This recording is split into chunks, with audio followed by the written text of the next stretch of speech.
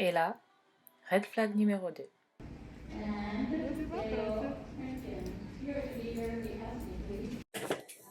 C'est la deuxième fois que j'ai un vlog de voyage pour mes vacances et je coupe au milieu de la vidéo. Donc ça c'était le premier vol, tout s'était bien passé. Alors pour partir en France cette année, on avait un vol qui faisait escale dans un autre état des États-Unis avant d'arriver en France. Salt Lake City. Ce premier vol, c'est 2 heures. Quand on est descendu, après avoir trouvé notre gate, on avait 3 heures, je crois, à attendre pour pour le vol.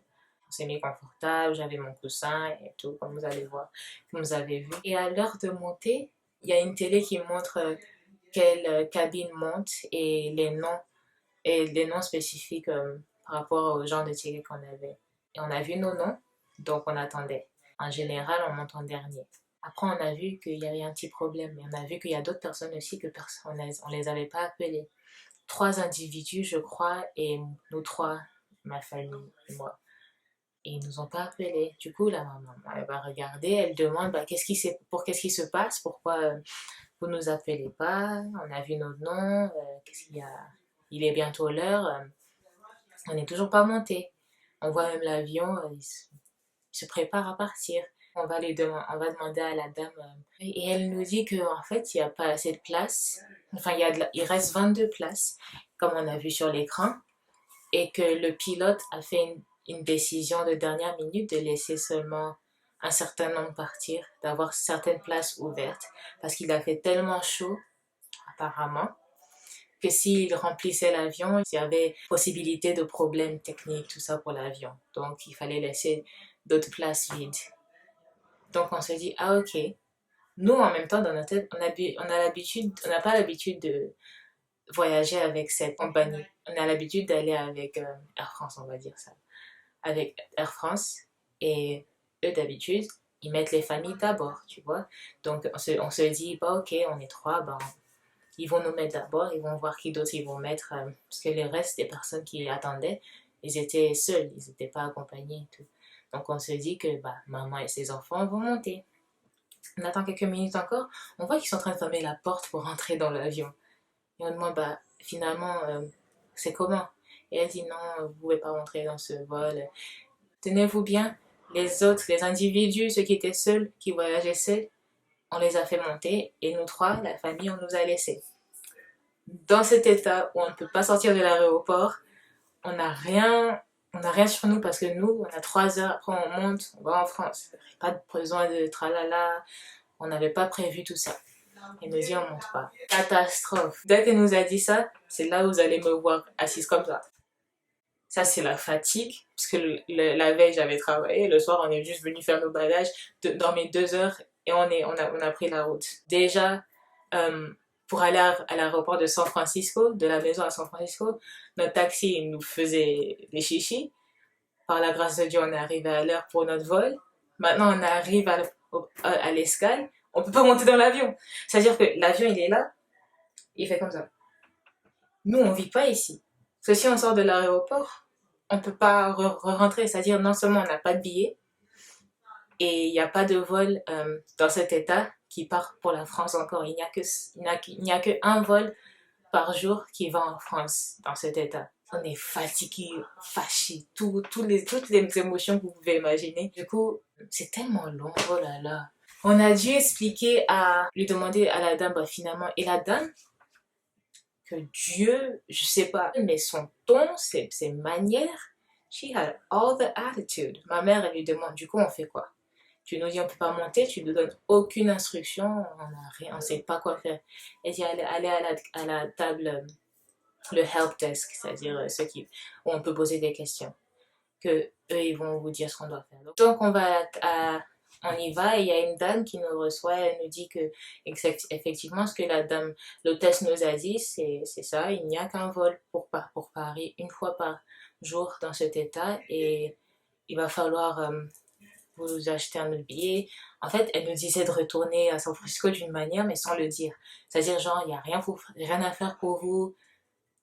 Cherchez-vous, faites ce qu'il y a à faire. Nous, on peut rien faire pour vous. On a dit ok, ça va. Enfin on n'a pas dit ok, on était fâchés, on était fatigués, il y avait tout ce qu'ils nous disaient, non seulement leur ton et tout, comme s'ils en avaient rien à faire avec nous. Ah, on sait pas quoi faire, on retourne pour s'asseoir. Après on repart encore pour demander parce que c'est bizarre, tu vois. On est venu, on a voyagé, on vous dit notre destination, vous avez aucune aide pour nous. Donc on repart et il y a un monsieur ou une dame, je sais plus c'est qui, cette fois-ci, quand ils nous reçoivent, ils nous disent ah, dans ce cas-là, tout ce qu'il y a à faire, c'est de vous emmener au moins en Europe et de là-bas, vous allez chercher une autre façon d'arriver en France à Paris. Du coup, sur le champ, on se dit, bah oui, c'est vrai, on n'a pas pensé à ça. En tout cas, il faut qu'on parte aujourd'hui, avant que la nuit tombe dans cet état, il faut qu'on arrive en France à une certaine heure. Parce que nous, on est parti pour une veille, une retraite. Tu vois, donc on ne veut pas rater. Par la grâce de Dieu, nous trois, on a pu aller. On ne va pas gaspiller le jour. On a 3 jours de retraite, on va faire chaque heure, chaque minute. Du coup, elle nous dit, ok, bon, je vous mets sur le vol d'Amsterdam. Après, elle nous dit, non, par contre, pour le genre de billet que vous avez, c'est la personne qui a fait le ticket qui doit réinitialiser ça pour vous. En gros, notre ticket, il a été pris par quelqu'un dans notre famille qui travaille à l'aéroport. Du coup, et c'est un peu spécifique. Nous, on nous gère différemment. Alors que cette personne, chez lui, il se fait tard, on ne sait pas s'il va répondre, du coup on l'appelle. Maintenant il a dit ok, il va chercher à arranger tout ça. Je ne sais pas pourquoi, ce jour-là, son internet ne marche pas. C'est-à-dire que sa box comme nous on a ici, là, c'est gâté. Elle ne répond pas. Il n'a pas wifi son téléphone. Il n'a pas wifi, il n'y a rien.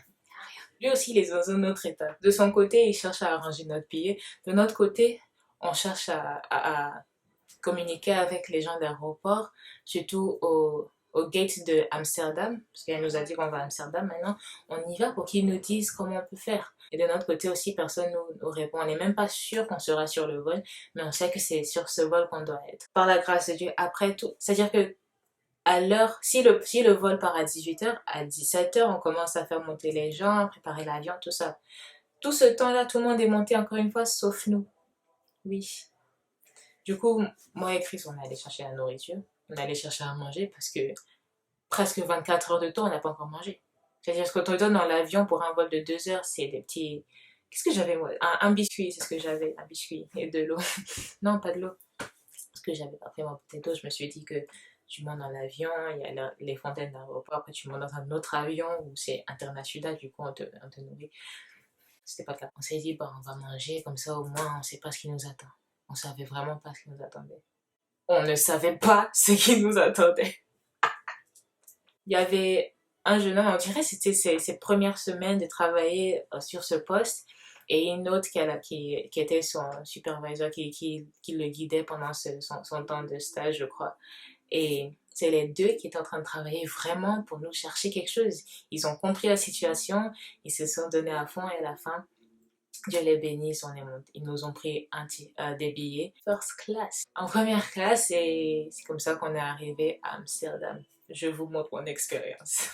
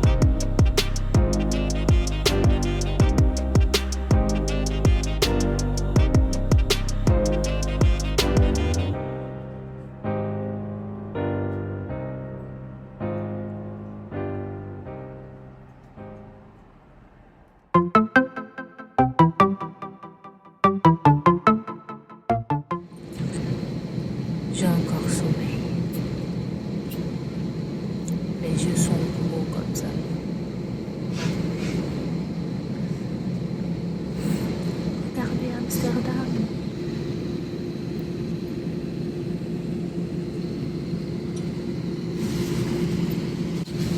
En tout cas, j'ai bien profité de cette place.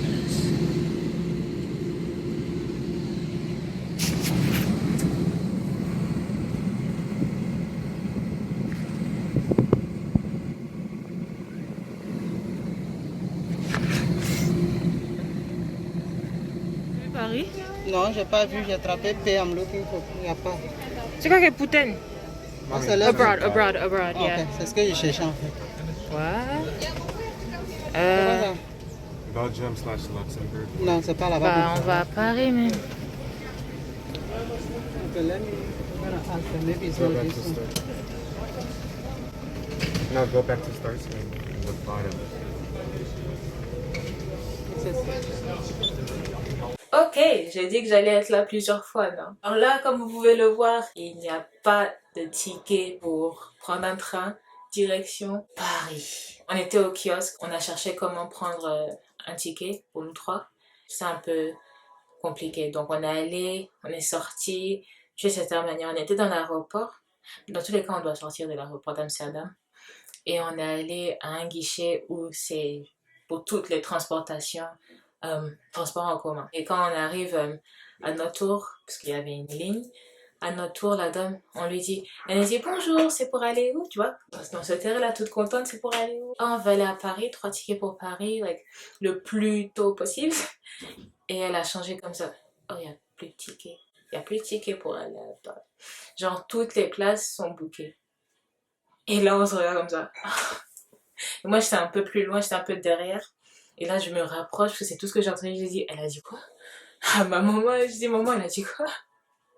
Du coup, là, on panique un peu parce que ça veut dire qu'on est coincé ici. On va pas payer un autre ticket pour retourner, un autre ticket pour aller en France. Et non seulement, je sais plus pourquoi on n'a même pas pu chercher cette idée. Dans tous les cas, ça faisait déjà beaucoup d'argent. Il y avait une autre histoire aussi pourquoi on pouvait pas aller d'Amsterdam en France par avion. Du coup, maintenant, quand on partait à une retraite, c'était avec ma tante qu'on devait aller. Elle est à Paris, on l'appelle, on dit, on est arrivé à Amsterdam parce que elle, depuis qu'on n'a pas pu prendre l'avion directement des États-Unis en France, elle est au courant. Donc, à chaque petit truc, on l'appelle. Maintenant, on lui dit, il n'y a pas de train. Donc, nous tous, on est comme ça.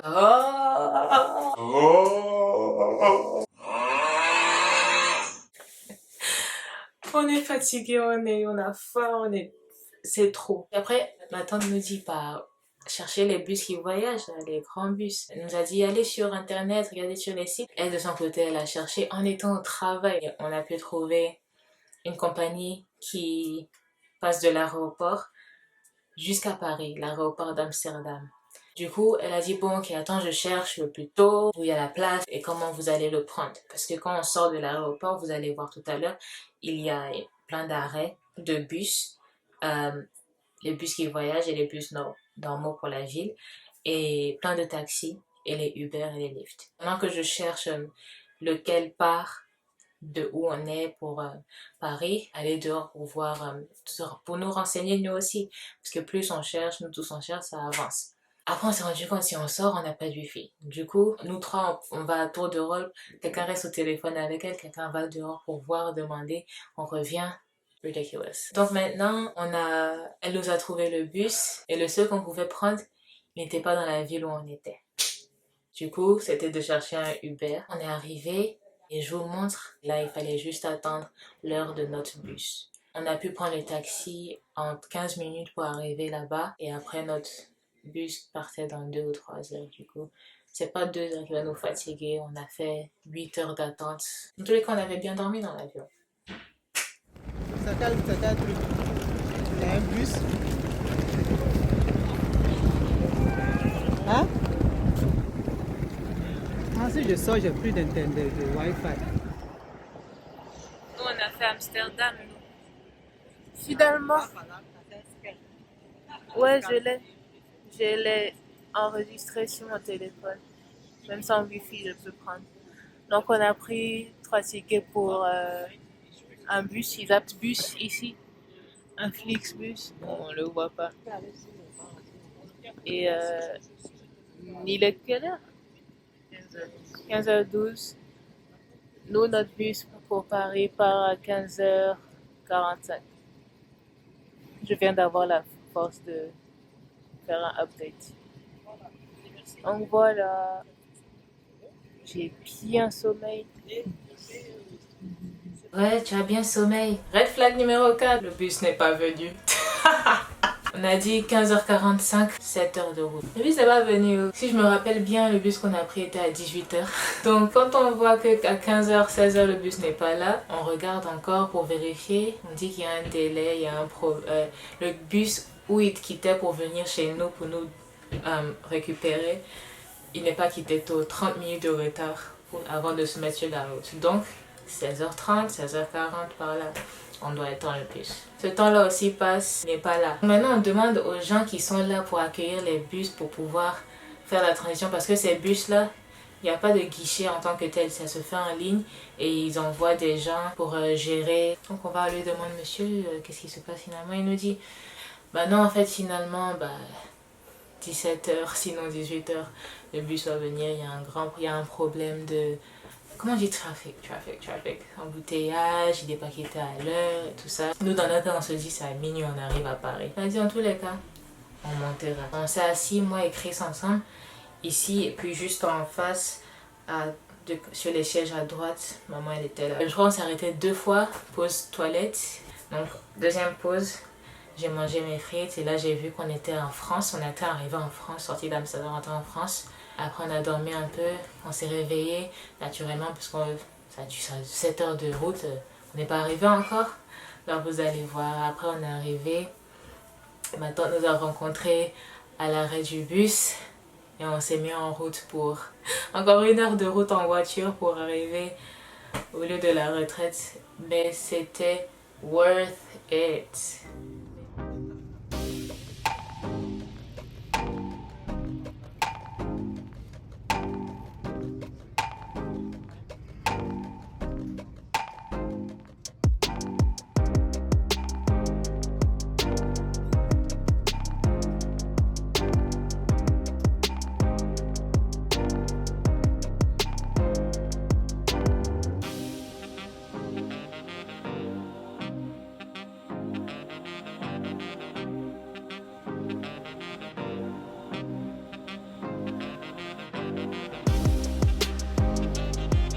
Merci Flixbus.